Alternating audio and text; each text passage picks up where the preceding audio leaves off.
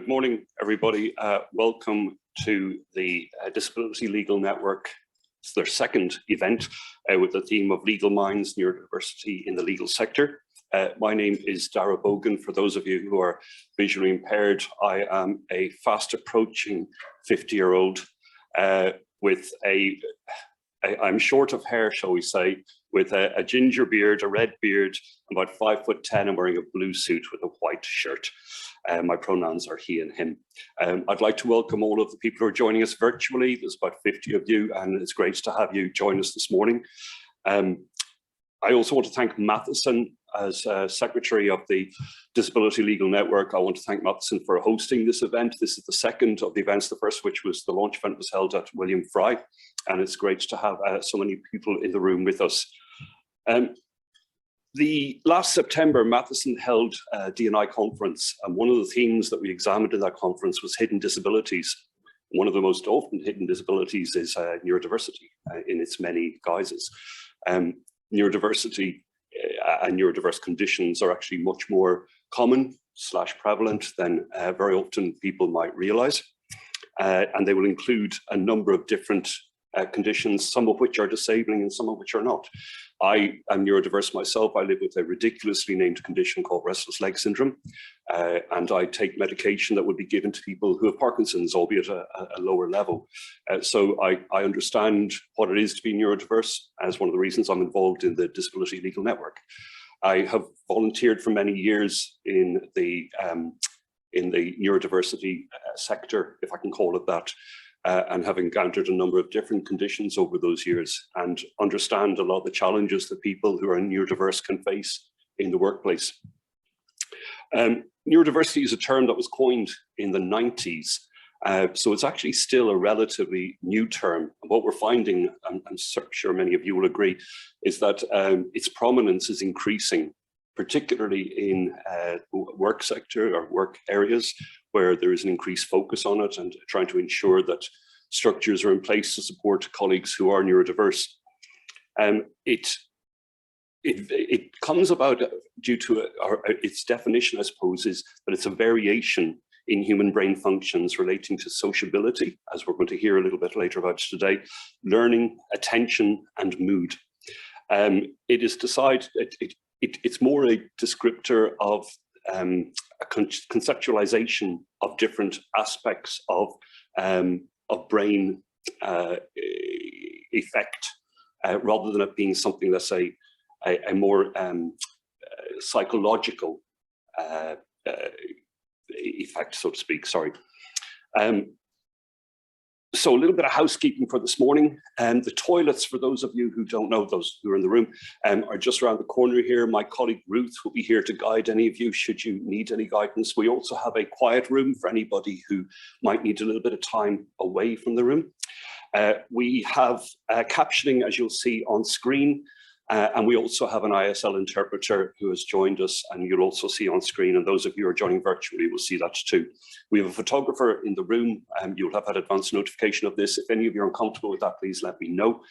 And questions, we'll take questions during this. We have some questions that we're going to put to our panelists. But if you have any questions, please, towards when we're into the throes of the conversation, please put your arm up and we'll make sure that we come to you. So our panelists this morning, and I'm delighted to be joined by four great panelists, and I think actually we're going to be strongly representing a breadth of neurodiversity here as well. So the first of our panelists is Tara Cunningham. Tara has got a CV that I'm enviable of.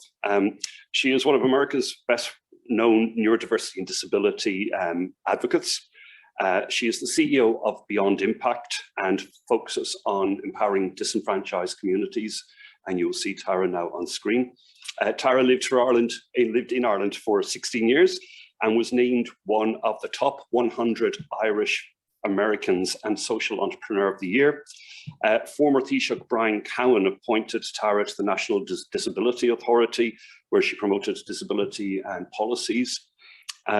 She started Autism at Work and Neurodiversity at Work with a number of eminent organizations, including Bloomberg, PwC, Salesforce, Goldman Sachs, P&G, and Deloitte. She also represented Ireland in the European Commission for Healthcare Innovation and was an Irish representative for disability inclusion at the White House. Tara, as I said, that is quite a CV for me to try and follow up on. Our next guest is Amelia Platton. Tara, by the way, has got up extremely early. Where she is about 5 o'clock in the morning, and I am so grateful, Tara, for you getting up so early to join us. Our next guest is Amelia Platton. Amelia is joining us from the UK. She's a future Magic Circle trainee solicitor and autistic and dyspraxic accelerated LPC student. Recently named one of the 50 most influential neurodivergent women. Founded the Neurodiverse Lawyer Project in the UK.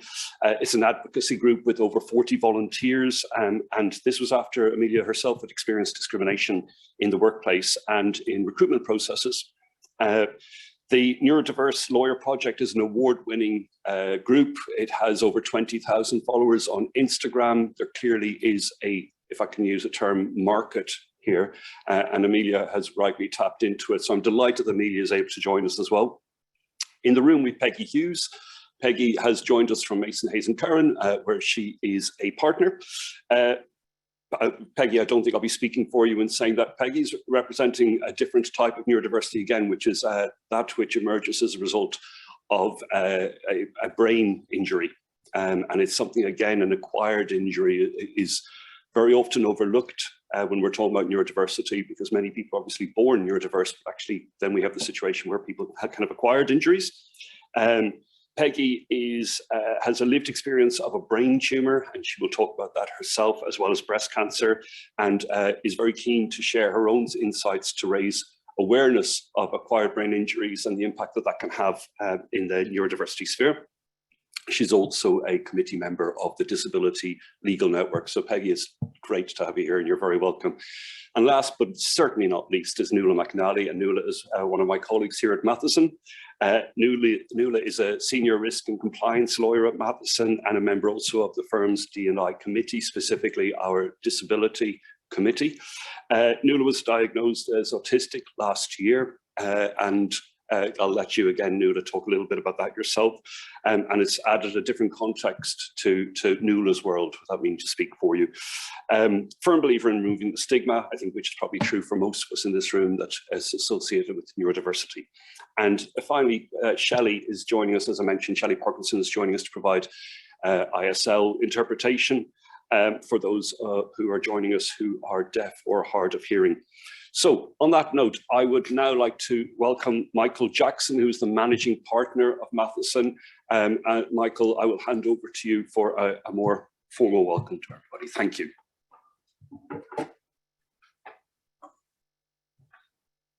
Thanks, Dara. Good morning, everybody. I'm delighted on behalf of everyone at Matheson to welcome you to this event. We are delighted to be hosting it. It is fantastic to see so many people here in the room and to know that there are so many people joining us virtually, which is, I think, a real testament to how important this issue is and how interesting the topic you're about to cover is. Just by way of introduction, as Dara said, my name is Michael Jackson. I'm the managing partner here at Matheson. I think Dara was boasting when he said he was approaching 50 because I'm 52. I'm 183 centimeters, brown hair, slightly overweight, but working on it. I wear glasses, and boringly, like Dara, I'm also wearing a blue suit and a white shirt. But as I say, we're delighted to welcome everybody this morning. I want to pay tribute to the founders of the Disability Legal Network for the work that they have put in and for the initiative they have shown in forming the association with a view to ensuring that this is an issue which is discussed, that, as Dara says, that some of the stigmas are broken down, and that the legal profession generally becomes more aware and more inclusive around issues of disability. Here in Matheson, as Dara mentioned, we have a disability committee as part of our D&I work. I want to thank all of the members of that for the work that they do, including Nuala. One of the recommendations they have made to us recently is that we change the name of that committee from the Disability Committee to the Accessibility Committee, because I think that is a more inclusive phrase. And I'm not going to delay you any further. I just want to thank you again for coming, and I'll hand you back to Dara. I'm really interested in hearing the conversation, and thank you to all of our speakers for giving up their time and making themselves available. Thanks. Thank you very much, Michael. So one of the intentions of this morning is that we're not going to have an overly structured approach. We felt that it'd be better actually to have a conversation, and therefore, if you would like to become involved in the conversation, you'd be very welcome to. What I'm going to do, first of all, I'm going to start with Tara, if you don't mind, Tara, and just a little bit of an intro to yourself. I know I provided an overview earlier, but perhaps about how you ended up here today, and perhaps what your perception is when it comes to neurodiversity. Okay, great to be here. Dia Vermagin, Gwina Ushala, Garhamia Malaga for starting this program. It's amazing that you've been able to put together the Disability Legal Network. When I say amazing, I was trying to start a program in Big Law in New York City, 80,000 employees. A survey went out to all of them. Do you have a disability? Yes or no? The answer back were 2 people who admitted that they had a disability. So the stigma of having a disability is very much real. And hats off to Ireland, once again, taking the lead in trying to break down these stigmas. I was backpacking through Europe in 1998, fell in love with Ireland, stayed 16 years, came home with a husband, 3 kids, and a shipping crate full of stuff. While I was over there, I got involved with disability on accident. It was a wonderful accident. But I was trying to create a world where kids with disabilities and their parents could communicate together. And I started a program called Release Speech Therapy. And that's where I got into the White House. It was pretty funny. I was an Irish representative in the White House.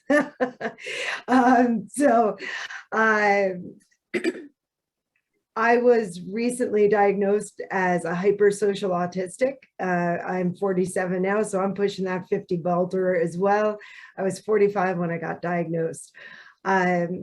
Typically, women will get diagnosed very late because the criteria was set for white males and white boys. And hopefully that now that science has woken up that women can have it too, we're going to have a much more robust discussion and the stigma will reduce.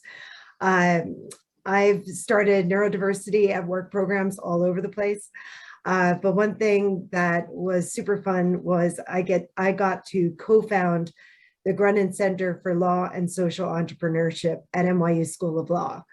And that stems from my old times being a social entrepreneur in Ireland, one of the first awardees at Social Entrepreneurs Ireland, and I was an Ashoka Fellow. So I might have mentioned Ireland about 300 times so far. Clearly, I want to get out of here. America is 1950 right now. So I'm delighted to be talking with all of you today. Thanks very much, Tara. And actually, Tara, one point, if you don't mind. Sorry, go ahead. I am so sorry for the people who can't see me. I'm wearing a blue top, a lace blue top, brown hair, blue eyes, loads of wrinkles. Thanks very much, Tara. Actually, one point which I just quickly want to touch on is we got a question as to why the panel was all female. And it was a very good question.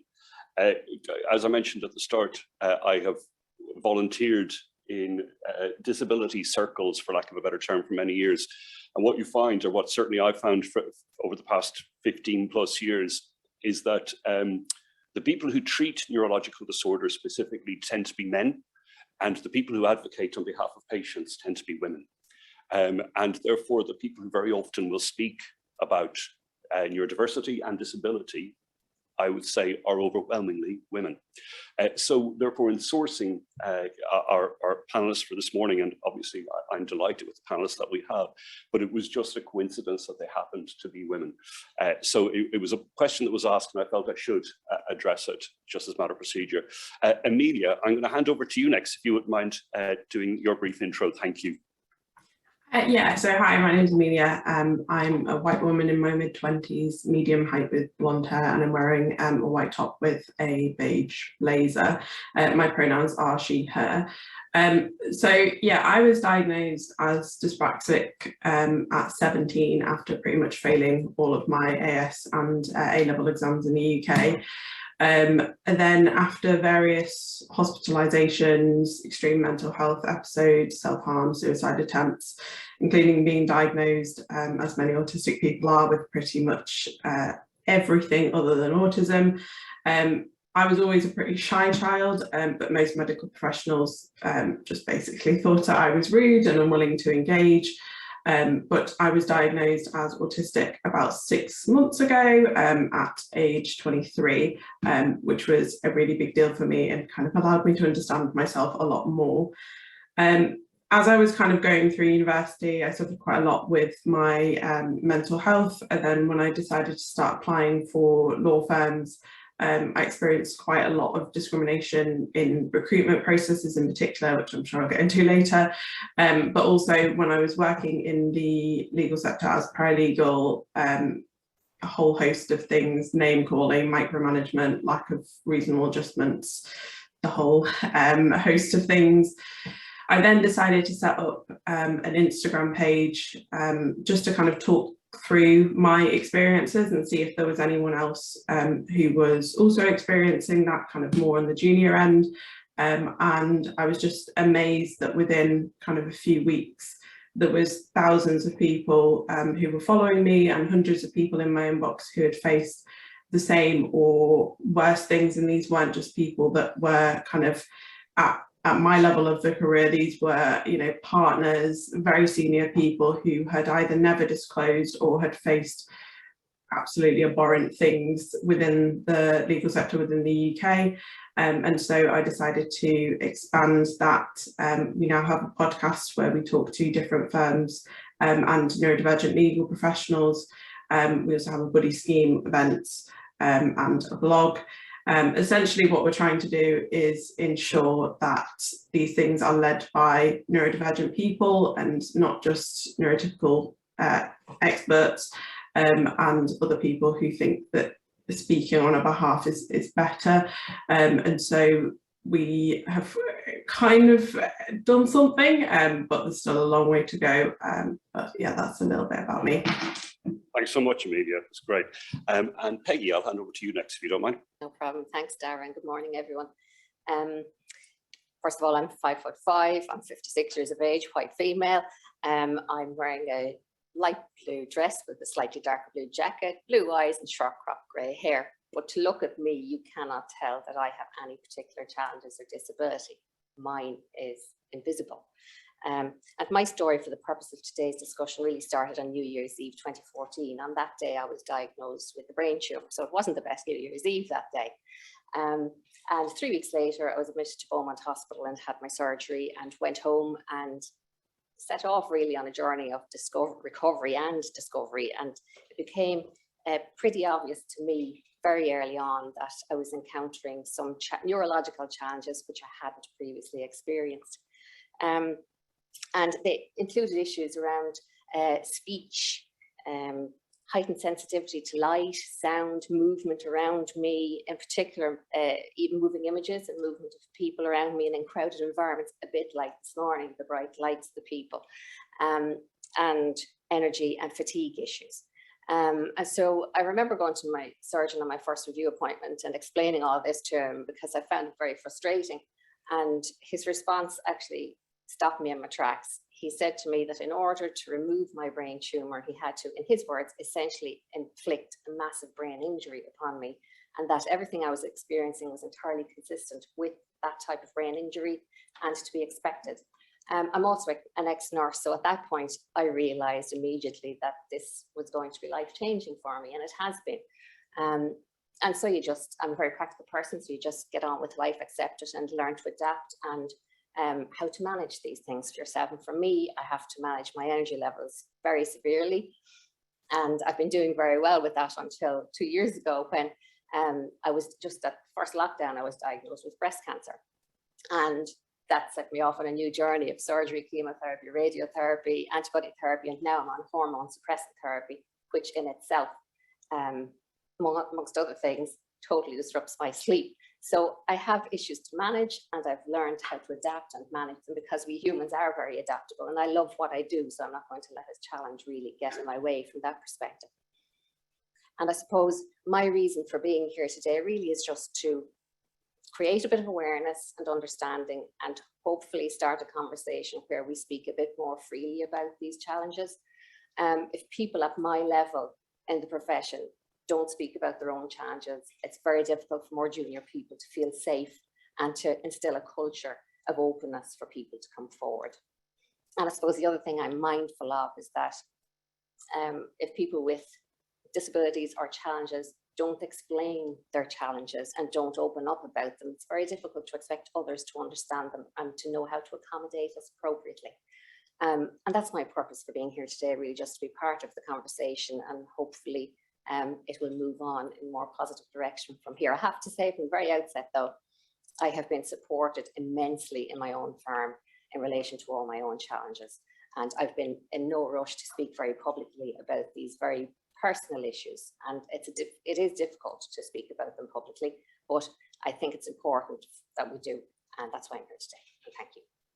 Thanks very much, Peggy. And I'm so grateful for the fact that you are here and talking about something that is so personal in such a public space. So thank you again.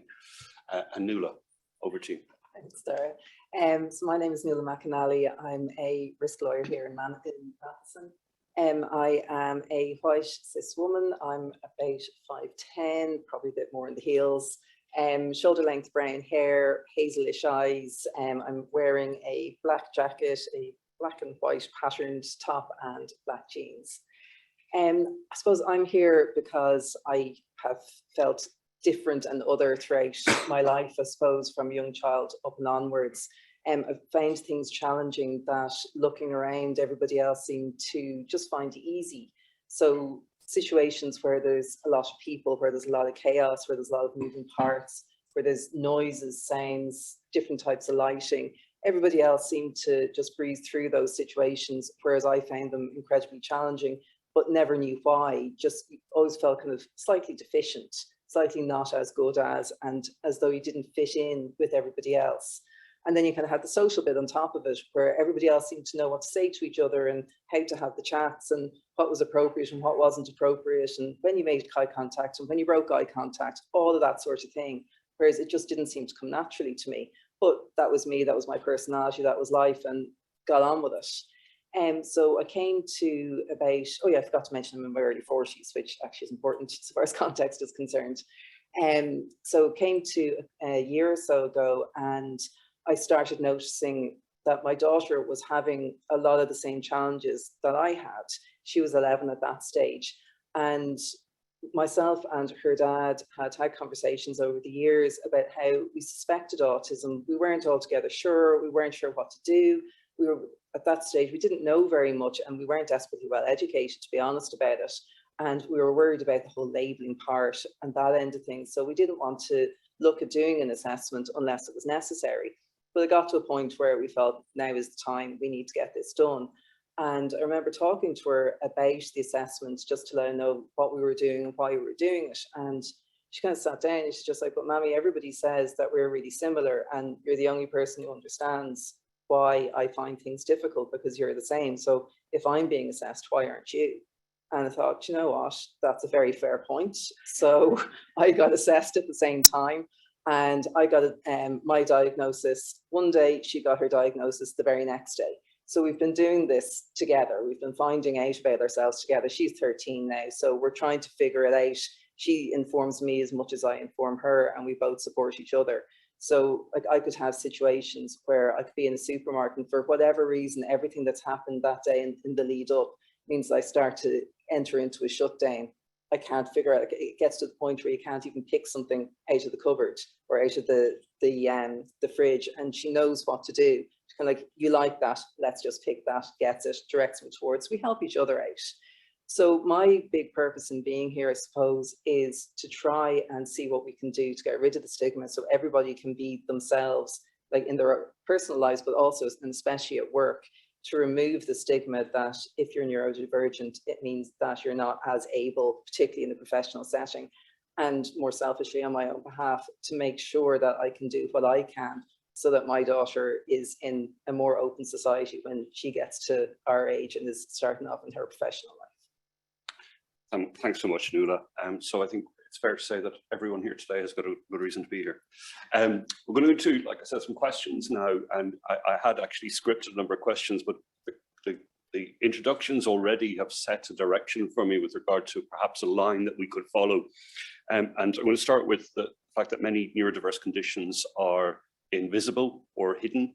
And in a traditionally conservative legal sector, how can employers build psychological safety to encourage neurodivergent people to self-declare? I think it's probably one of the biggest challenges we face in the wider world, but in perhaps a more traditionally conservative legal world, how should that be addressed?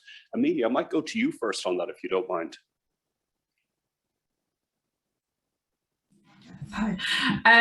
Yeah, I always sometimes take issue with invisibility in the sense that I think sometimes it's used as a way to justify not giving adjustment or not giving support. I've been referred to quite a lot as having kind of an invisible disability, when in fact you can see a lot of my traits visibly. But aside from that, I think there's kind of a real variety of stuff that needs to happen here, and I'm sure the other audience member will have more experience of this, but I think from my perspective, there's obviously things from awareness to education to accessible reasonable adjustment policies, considering intersectionality, to ensuring that you're having open conversations with actual neurodivergent people rather than just relying purely on neurotypical expertise. However, I think on the flip side, personally from my experience, I think a level of proactiveness goes a long way.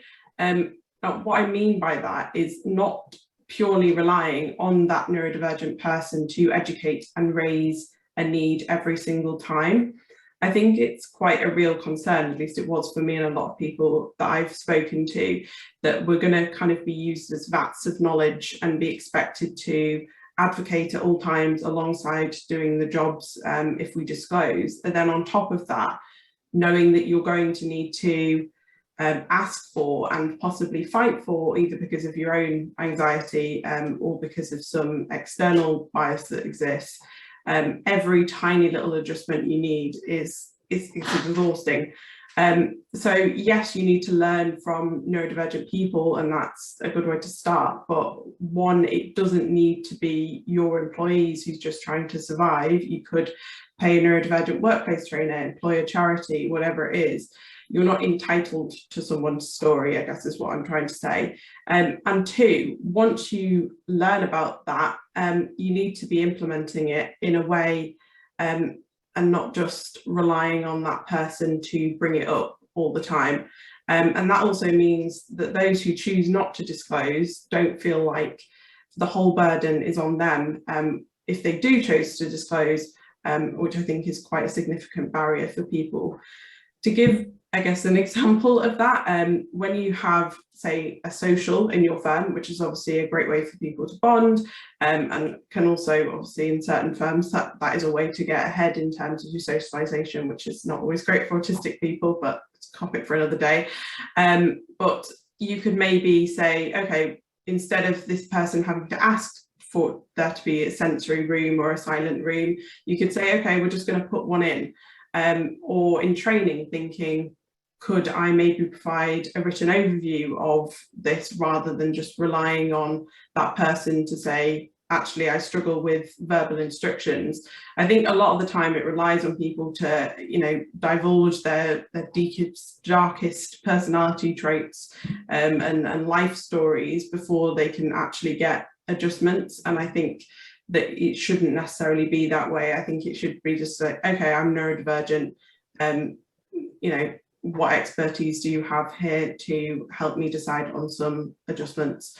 And can we have an open conversation about it? I don't think it always needs to be kind of a big bureaucratic process, which I think a lot of people find very, very scary. But that would be my kind of take on it. That's really interesting, Amelia. There was so much just in that to digest. Tara, can I go to you next, perhaps get your thoughts on that? Yeah, Amelia, fair play to you. Like, honest to God, you just hit everything right down. So I'm going to try to elaborate on that from a business perspective. The only way people will come out is if you have a culture of inclusion. And the best way to have a culture of inclusion is to make everything accessible to everybody. Okay, so firstly, I love that you've changed disability, your ERG from the disability ERG to the accessibility community. Accessibility is key. And accessibility may mean having a quiet room that anyone can use, that you have available today. It might be explaining on the onboarding process, what's the hidden agenda here?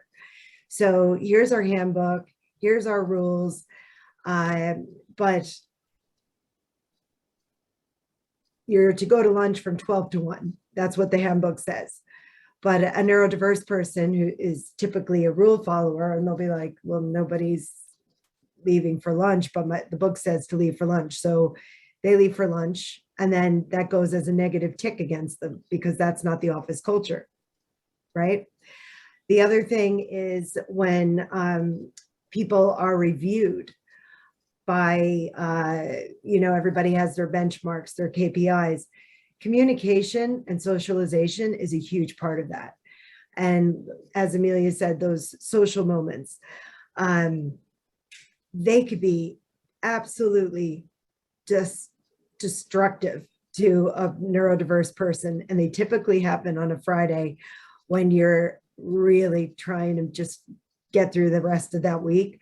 I used to work at Ogilvy and Mather, and every Friday was a mandatory bar night where you'd bring in your clients and you'd all socialize. I swear that was painful. And I didn't know I was autistic. I literally had nothing left in the tank. And to have to do that was really, really difficult. Again, I don't believe that I would have come out at that time because I was very young in the workplace. I was trying to make a name for myself, and you're supposed to be better than everybody and work harder than everybody. And this fallacy of the more time I put in, the better I'm going to look. It's not real. I know that there's probably 90% of you guys in the room have worked 60-hour weeks for the last 5 years. It's not sustainable, and your productivity is going down. When you hire neurodiverse people, it stops being about time on the desk and starts becoming about outputs. And just to talk about the legal profession, computers are taking over the legal profession. You don't need the law libraries anymore. I can Google a ton of things and be able to advocate for myself just off the web.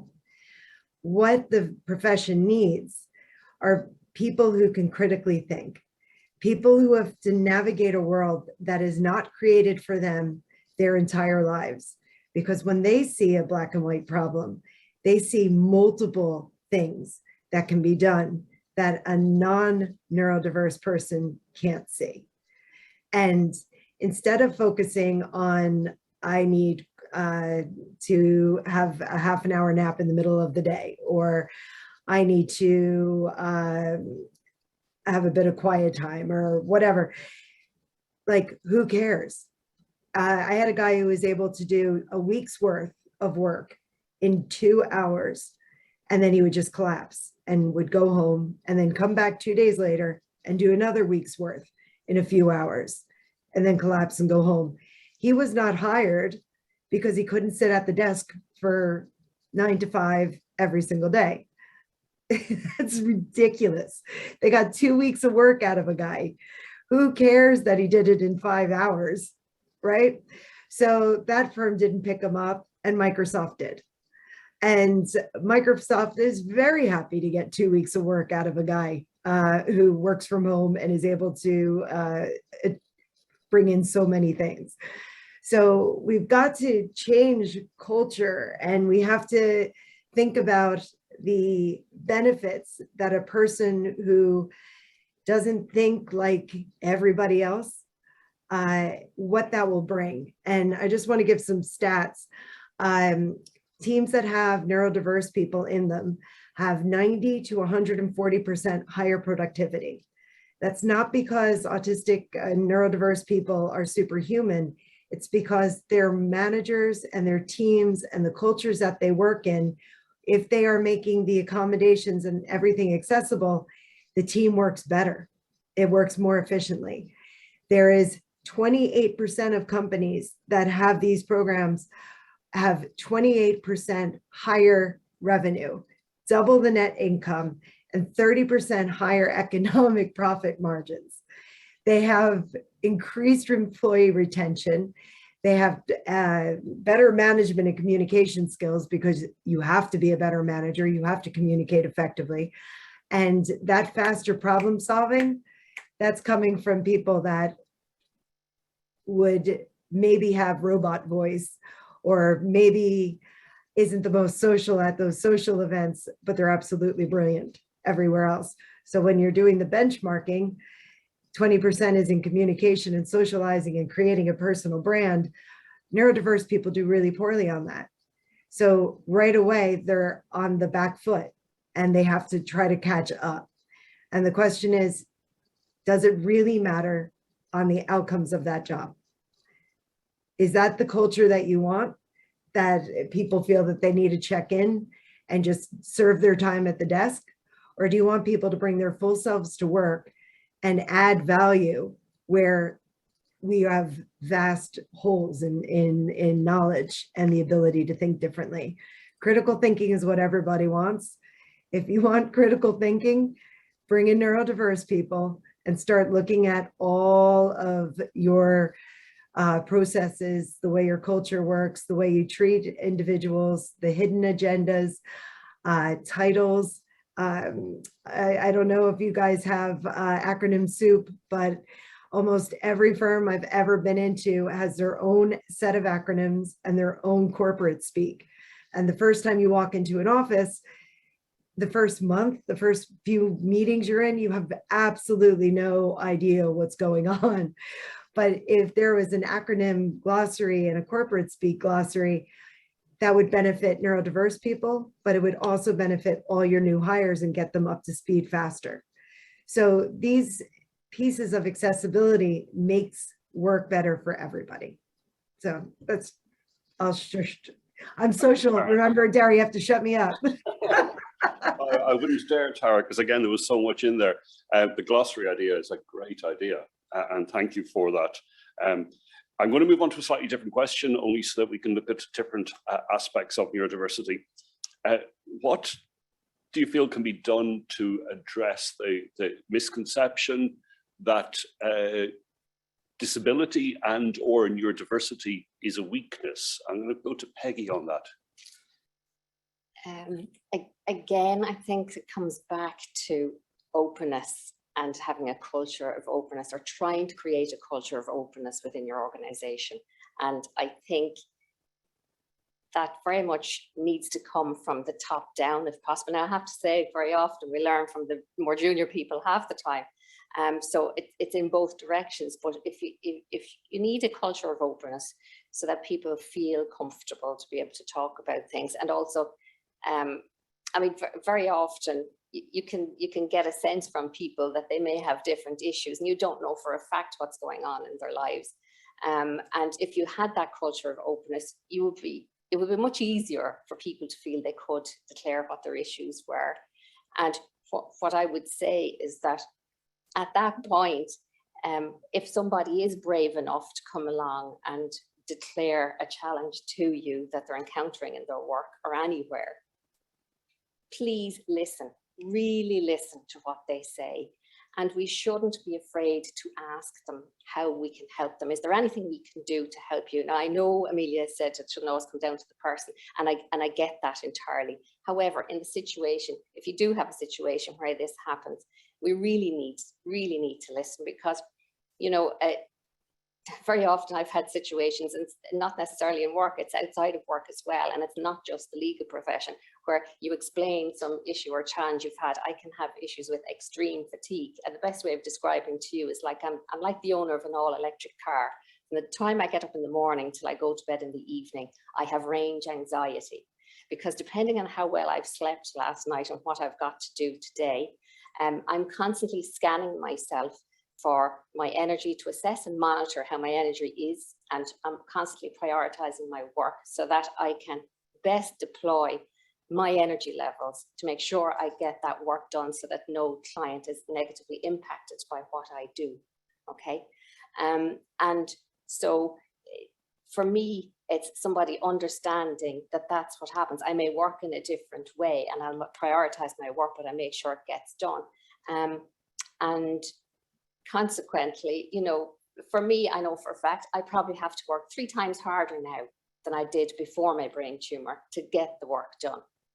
And unless you know me and you're prepared to talk to me and listen to me and hear what I have to say, you won't know that. And you won't know that I necessarily work 3 times harder than I used to get the same thing done. And it takes a culture of openness to be able to get to that point. And I do think it's really important, that that's why I'm here today, that people at the upper levels of the profession, if you have challenges, to try and be brave enough yourself. It's difficult, I get that. I was in no rush to come out talking to anybody publicly about my own challenges. And that's basically because I don't like the negative connotations and negative judgments that apply to someone declaring a disability or a challenge. And I don't care what anyone says, they still exist. I do think firms are making an effort, really are making an effort, and it's easier for bigger firms than for smaller firms.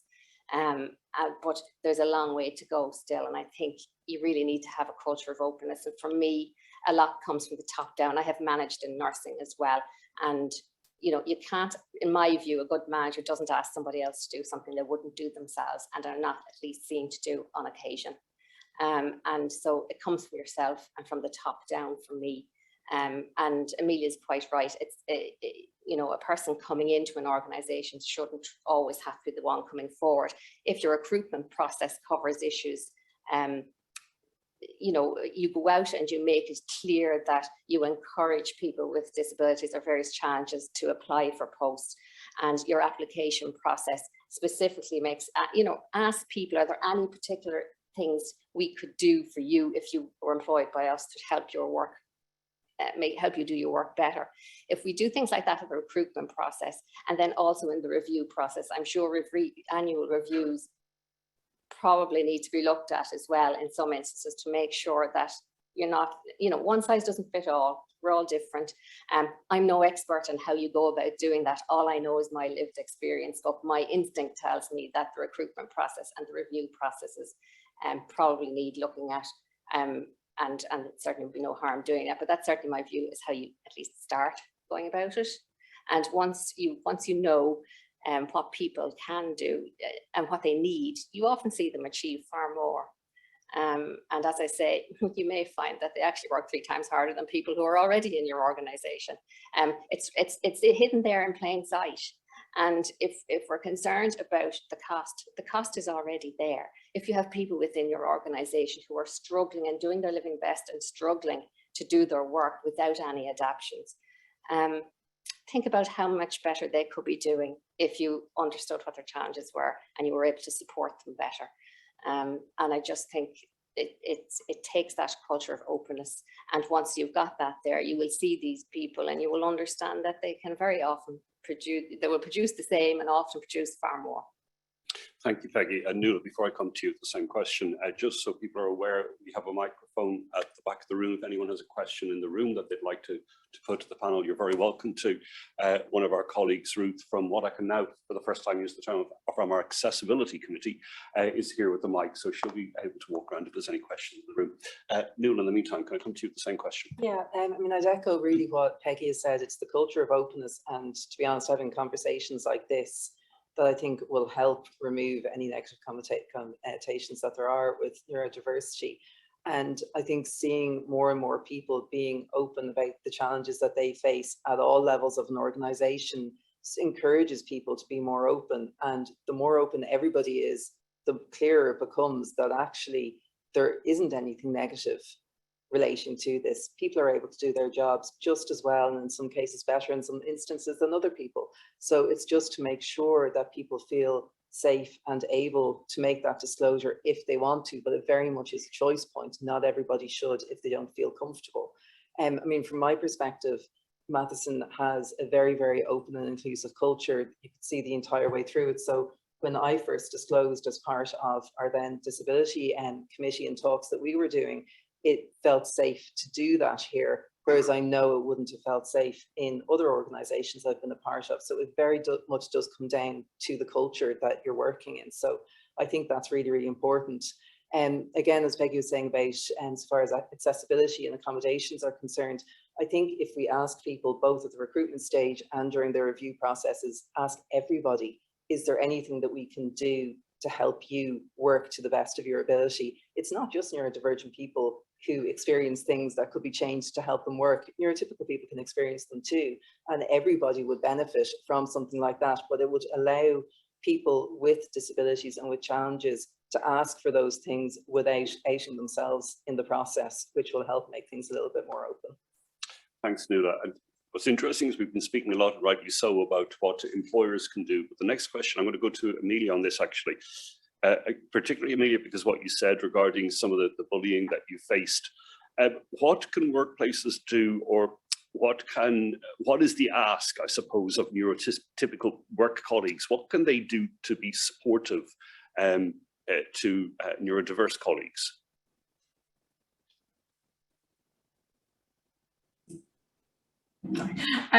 Yeah, I think there's a variety of things that can happen here, and I think a lot of the points have already been touched upon. I think a lot of the time it's making sure, like people are saying, to have those conversations with actual neurodivergent people. Like, for example, I'm great at problem solving, I'm great at spotting patterns and whatever, but if you're holding kind of a stereotypical view of what a lawyer looks like, and what kind of traits they should exhibit or whatever, then you're not going to move past that. So to a certain extent, it's about that flexibility and understanding and combining that to make sure that you're not kind of writing people off as soon as you see them. For example, my dyspraxia often makes me mispronounce words, or I'll mince words together. In some people's views, when they're talking to me, they'll then immediately jump to, oh, she's not very intelligent.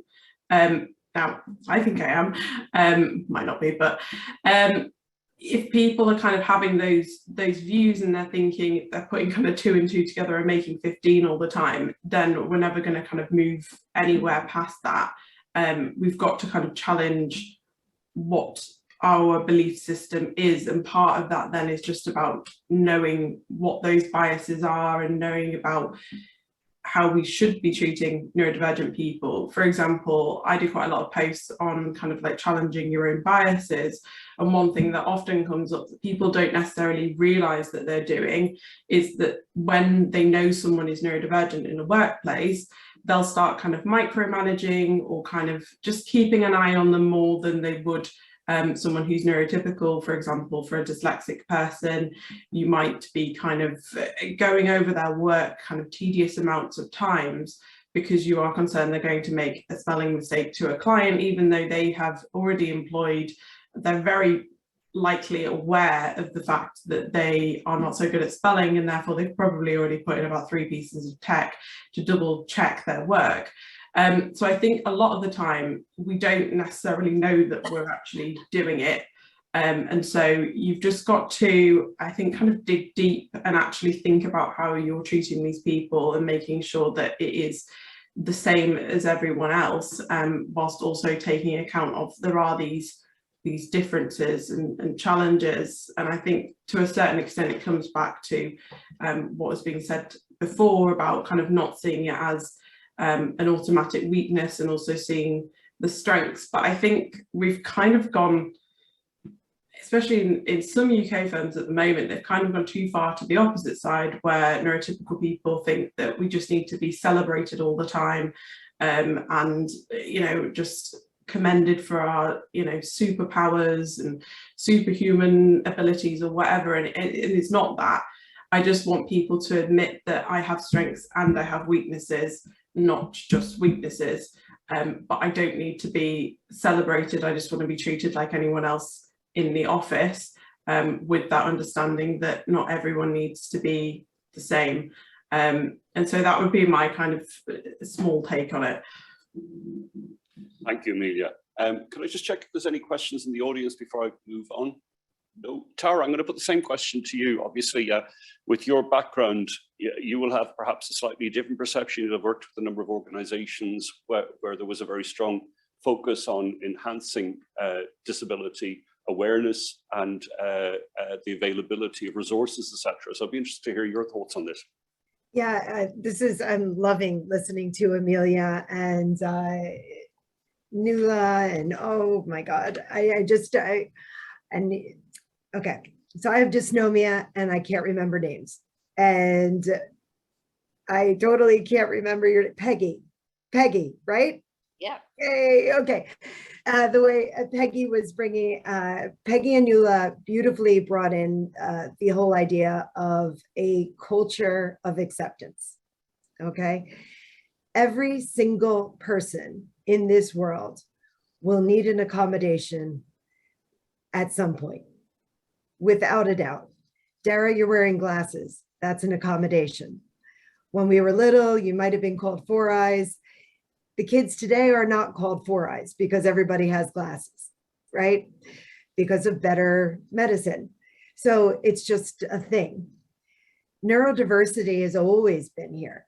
It's always been here. And Amelia, you're dead right with the superhero, and Caroline Casey with Super Crips. And, you know, like, we are typical people who look at the world and navigate it differently than the vast majority.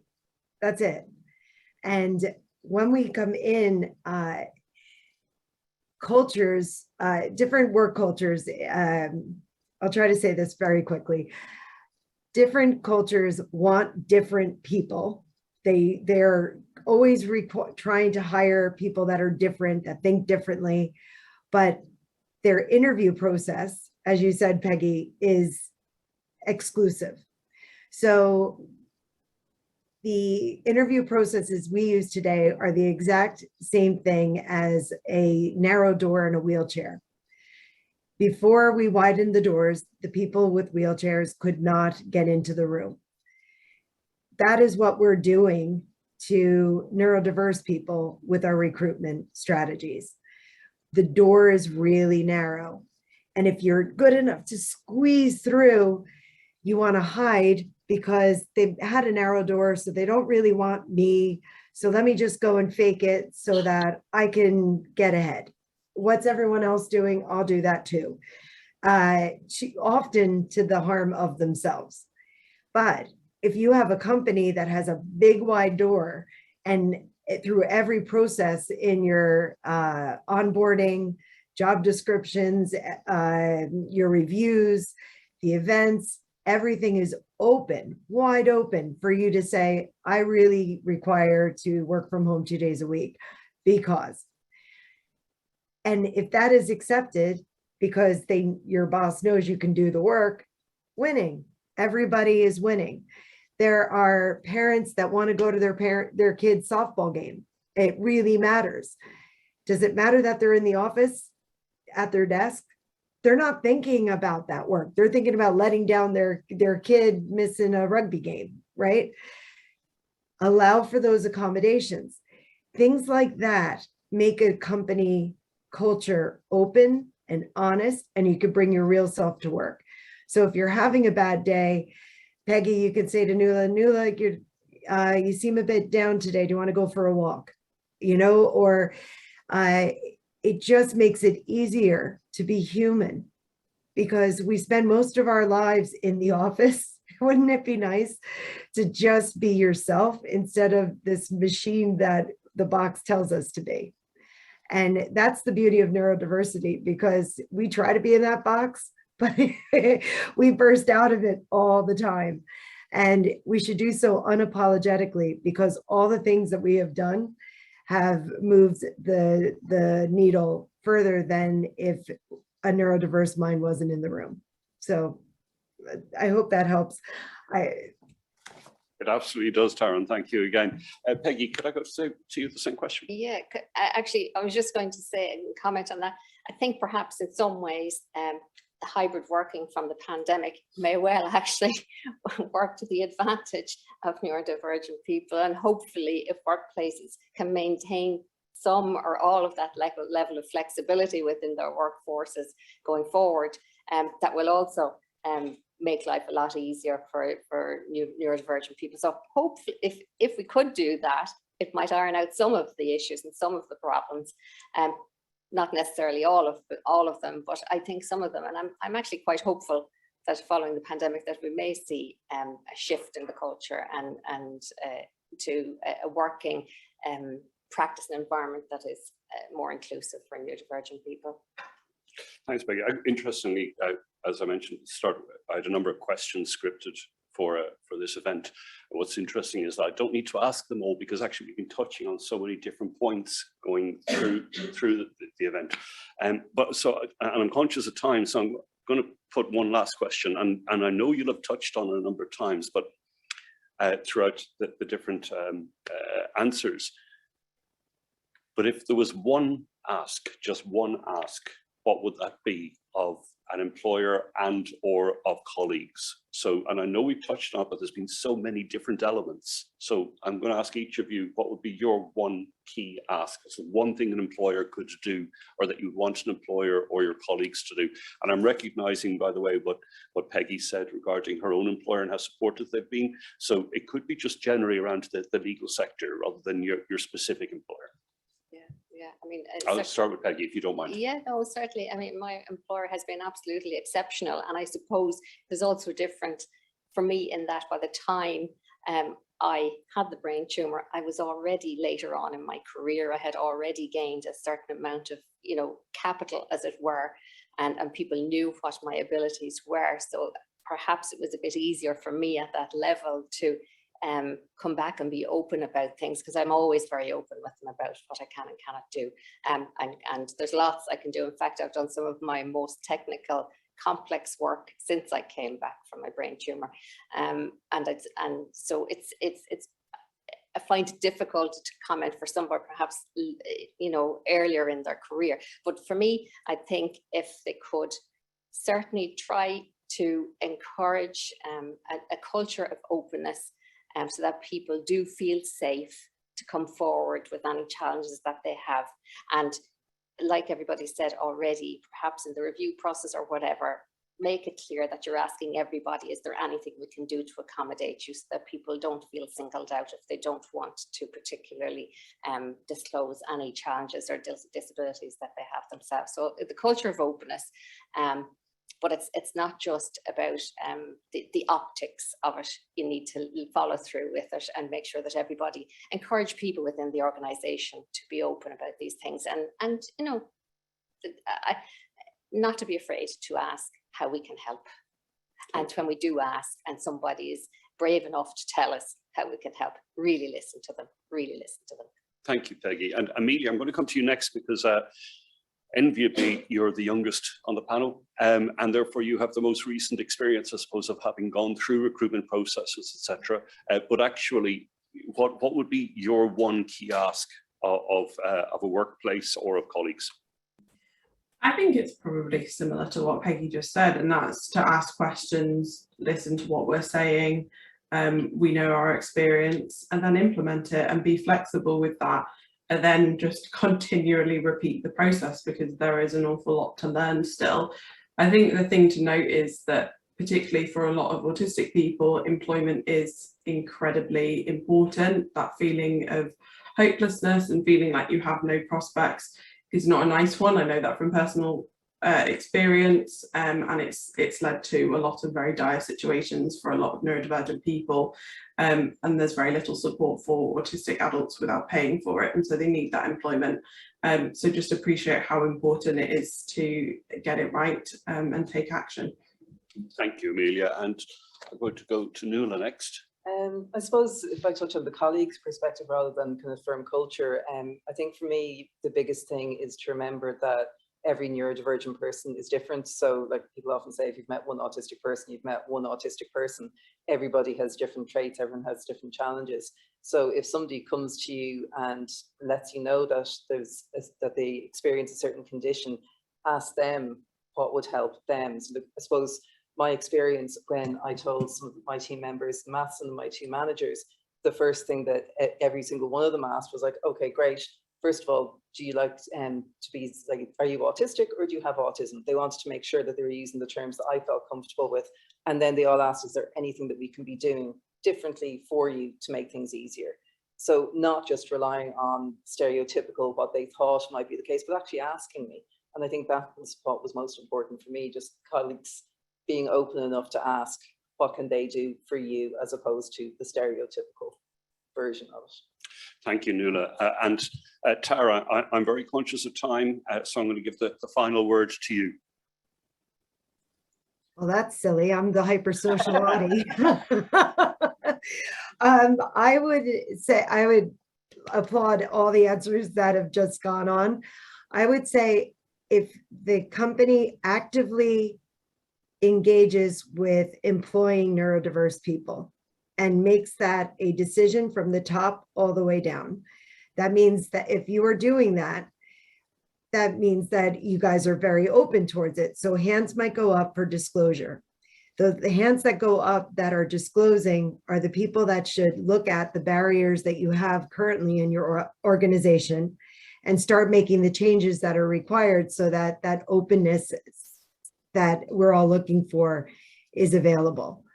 But that is a top-down moment. And that is, and when it, then you've got the bottom up that needs to say, all right, we're going to do this and I'm going to be a part of it. So that would be my first thing, is say you're going to do this and then just ask questions and then do it. Thank you, Tara. So obviously, traditionally, what we would do in an event like this is I'd be wrapping up the end and almost drawing out key points that have emerged from the conversation, but I actually wanted to give a little more time to the panelists to be able to answer. So I hope you found that a better use of the time rather than hear me summarize what was said. Conscious of time, and I know we all have busy lives, so I'm going to bring the matter to a close. So we've one question at the back, Kate. Okay, thanks. Thank you.